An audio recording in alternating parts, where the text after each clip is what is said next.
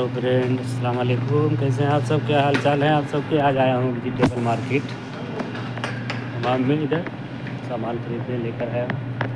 और आप लोग बताइए कैसे हैं, क्या हाल चाल है? देखो भाई लोग, ये सब सब्ज़ी का मार्केट है। देखो इधर सब्ज़ी का है, इधर फल है। देखो 10 रियाल किलो लगा है अनार। फिर इधर सारे सामान लगे हैं। देख लो भाई लोग, संतरा है, सेब है, इधर देखो केला है, संतरा है।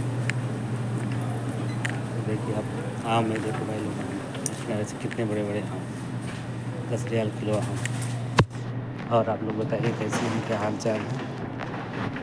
हम भी बहुत बढ़िया भाई लोग, ड्यूटी आए हैं। और आप सब बताइए कैसे हैं, क्या हाल चाल है? कैसे दो सब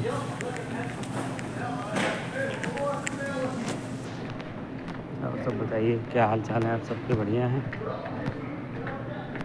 ड्यूटी आए हैं अभी।